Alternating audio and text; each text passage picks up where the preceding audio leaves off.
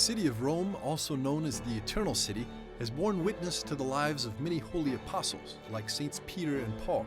But Rome has also seen the footsteps of many hidden saints. In this special episode, we'll bring you to the places in Rome of St. John Bosco, founder of the Society of St. Francis de Sales, simply known as the Salesians.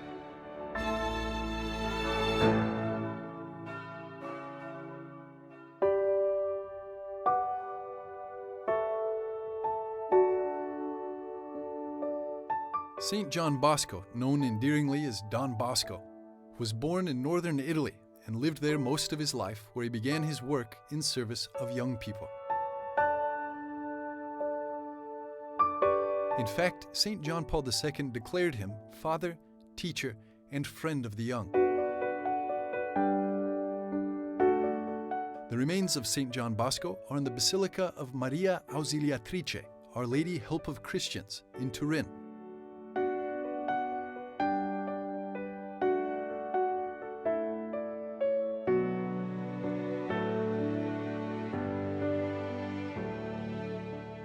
A place of devotion that welcomes many pilgrims from all over the world.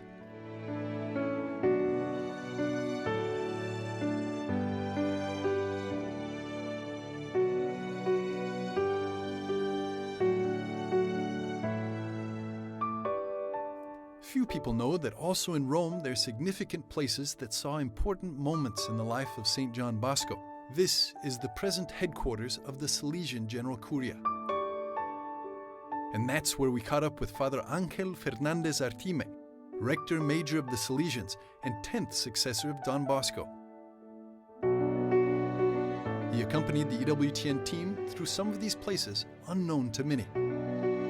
First stop, the Don Bosco Rooms, a place worth visiting. Nos encontramos en el lugar salesiano. We find ourselves in the most sacred Salesian place in Rome. What exists in the Salesian world in Rome is the most significant. And why? Because Don Bosco was here. He came in 1887, in the month of May. He spent 18 days in Rome for what would be the last time in his life. He came because the consecration of the Basilica of the Sacred Heart was pending. Here he stayed for 18 days. In this place he rested. He spent the night. In this altar behind us, he celebrated the Eucharist for 17 days, and here 2 miracles of healing took place, as well as many very special situations of spiritual direction or of people who discovered the moment of their conversion.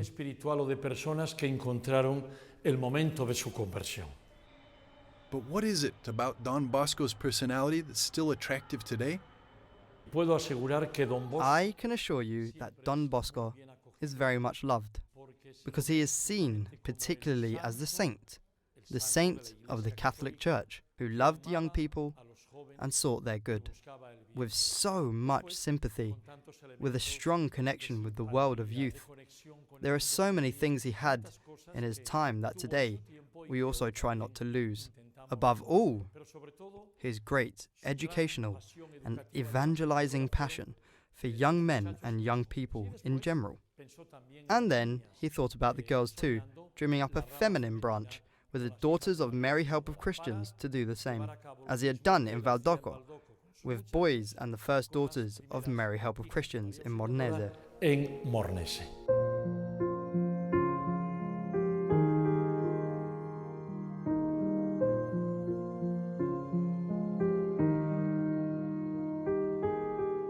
This room remains almost in its original state and preserves many of the objects used by Don Bosco during his stay in Rome.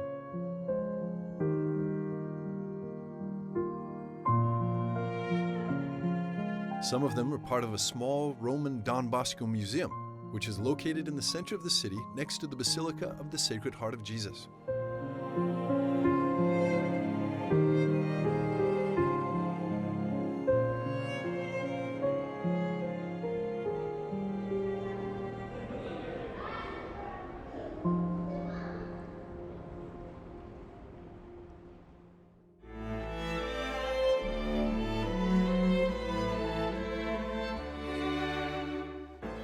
In a few minutes, discover with us the Altar of Tears, where St. John Bosco had a strong spiritual experience.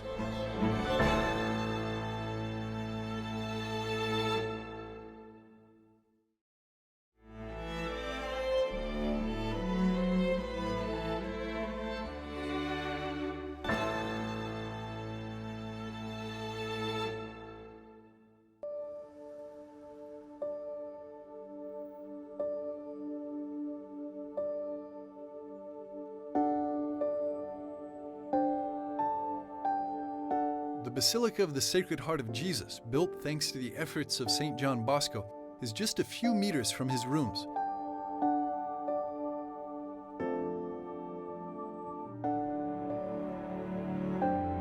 This basilica also contains the most significant Marian place for the Salesian family. We are in the Basilica of the Sacred Heart of Jesus. We stay in the Basilica of the Sacro Cuore, a very special basilica because it was a temple that Pope Pius IX requested from Don Bosco. Don Bosco comenzó la construcción con mucho sacrificio. Don Bosco began the construction with much sacrifice, thinking it would be dedicated to St. Joseph initially, and there was a time when they had to suspend it because they had no financial means whatsoever to continue it. After Pope Pius IX died, Pope Leo XIII, after a while, tells him, "Don Bosco, I want to ask you this.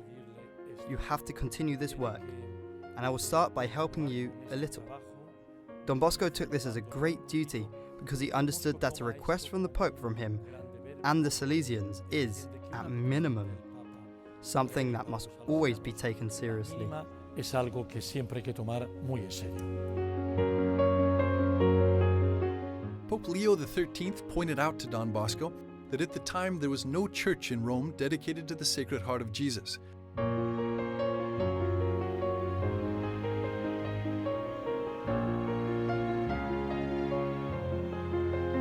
He encouraged the work to promote this special devotion, which is also very special to the Salesians. Es una devoción en la Iglesia cada vez. It is an ever-deepening devotion in the Church because it speaks of this unconditional love of the Lord Jesus for humanity, for all of humanity. For us Salesians, it's very special. Also for the Basilica, also for the Temple of Tibidabo that we have in Barcelona, and because we have all the houses of formation under the care and sponsorship, the protection of the Sacred Heart of Jesus. Del Sagrado Corazón de Jesús. But the construction project was too much physical effort for Don Bosco. La construcción de este templo. The building of this church, all the sacrifices, all the trips he had to make to Spain and France to seek help to finance it, also ended up sending Don Bosco much closer to death. In fact, it was inaugurated on the 17th of May 1887, and Don Bosco died on the 31st of January 1888. De 1888.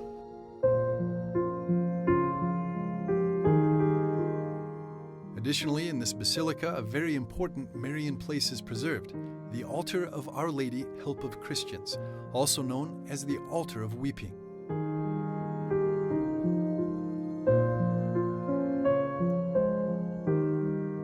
Este altar que vemos aquí con este cuadro. In front of this altar that we see here with this painting, everything is original. The whole basilica from Don Bosco's time. In front of this altar, on May 16th, 1887, the day before the consecration of this basilica, Don Bosco celebrated the Eucharist at 6:30 in the morning. Una Eucaristía.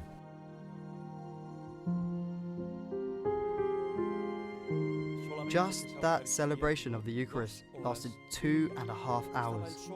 He was only with his secretary and 2 or 3 others. Why did it last so long? Because Don Bosco was so moved that he could no longer celebrate the Eucharist, because he cried and became emotional. In fact, 15 times he interrupted the celebration, which is why we know it as the altar of Our Lady Help of Christians, the altar of the tears, of Don Bosco's weeping, but also of great joy. It was at that moment that he understood that she, Our Lady Help of Christians, had done everything, had accompanied him and led him by the hand in all his missions throughout his life. And it was this spiritual experience that helped Don Bosco to understand that what he had dreamt of in his childhood was being fulfilled. Don Bosco mismo Don Bosco narrates the story himself already in a mature period because his bishop asked him to. It tells a little bit of the story of his life. We know of it as the memoirs of the oratory. He tells that at the age of 9, he had a dream where the Lord appeared to him, who was brilliant, resplendent, who was Jesus. The Lord showed him his mother, who was the Virgin, and it was this lady in the dream who tells him, Juanito, in time, you will understand everything. Don Bosco, almost at the end of his life, has a kind of revelation in which he understands that he has been carried by the love of God, and the Mother of Heaven, the Mother Helper, has taken him by the hand in all the projects, undertakings, and even sufferings that he had to face. sufrimientos que tuvo que afrontar.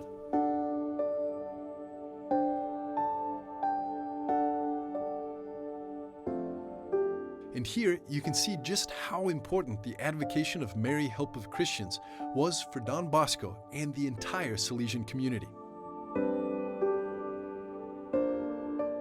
It is very interesting to see how Don Bosco matures in his Marian devotion.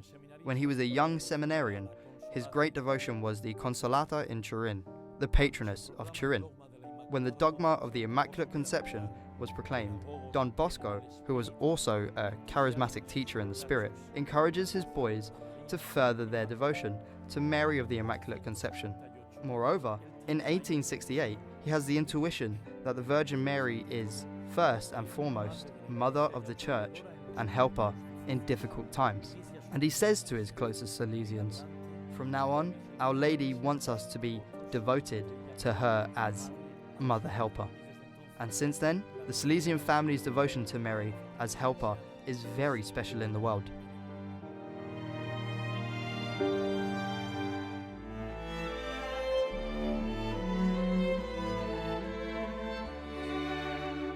Stay with us. After the break, we'll visit a very special chapel where one of the most important Salesian texts was written.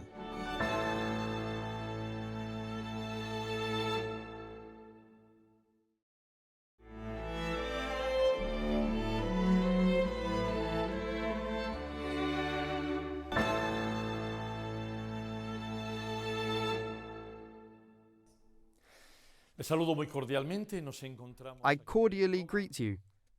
We're here in Rome at the Salesian headquarters, the general curia of a congregation, and we find ourselves in what we know as the chapel of the 1884 Rome letter. de la Carta de Roma del 1884.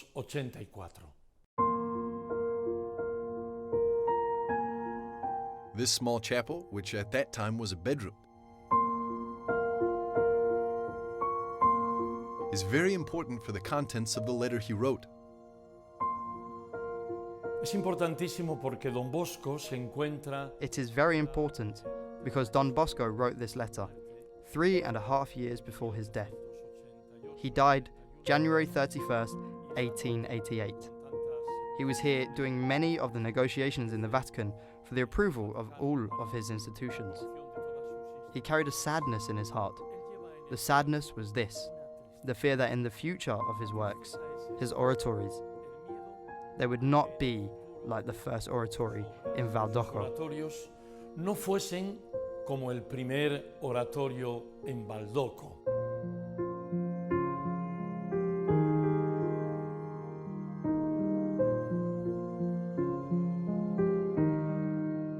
Entonces él escribe una carta So he writes a en la letter cual in which he has a dream, and a former student shows him in the dream how Valdocco is, the first oratory, but how it is at the moment. And Don Bosco was frightened because he did not find the atmosphere of joy, of youthful enthusiasm, of the work of his boys, of holiness, of piety. At least, not as he experienced it and wanted it. There they are, the first Salesians, other Salesians who arrived later. There were 500 young people in the oratory, but he has this concern So he writes this letter, and it is like a will, saying, "My dear Silesian brothers, let us not forget that the Silesian spirit must be that of the first oratory, the family spirit, closeness to children, to be with them and lead them on a path of holiness." Muchachos, estar junto con ellos y llevarles a un camino de santidad. Today, the charism with which the Lord inspired Don Bosco extends across the world. The Silesian congregation continues to work with the charism of Don Bosco for young people.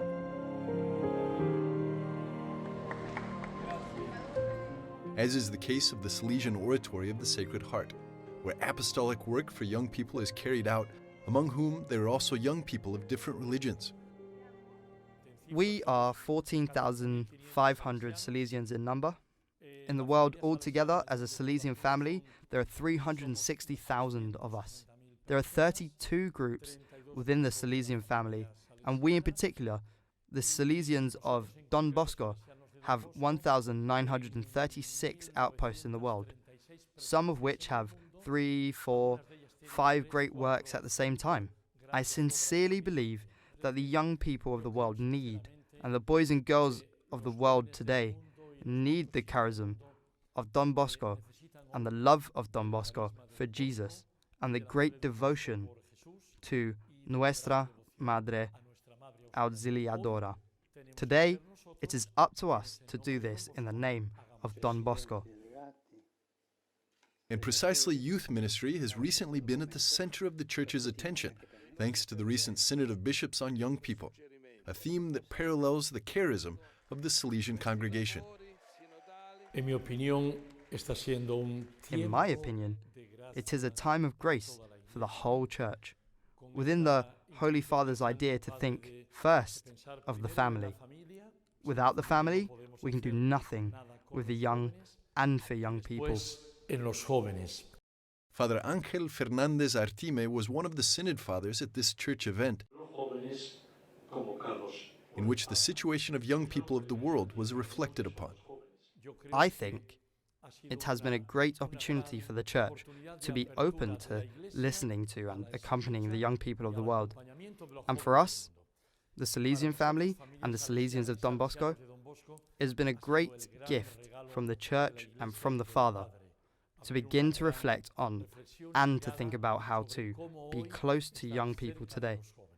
For us, it is a great call, and it is an opportunity for an even more authentic vocational response, because young people are our charism, a charism which was received from the Holy Spirit through Don Bosco.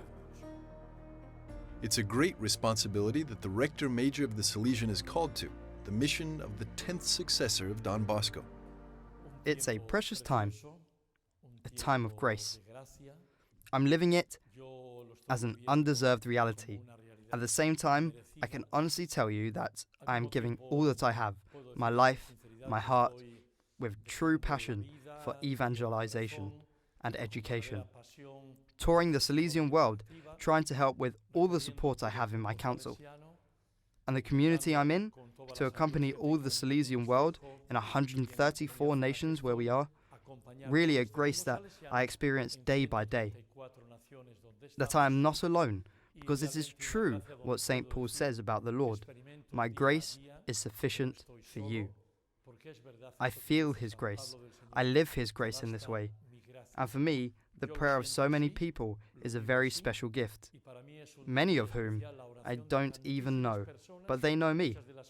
And that gives such a spiritual fruit, so much peace, so much serenity.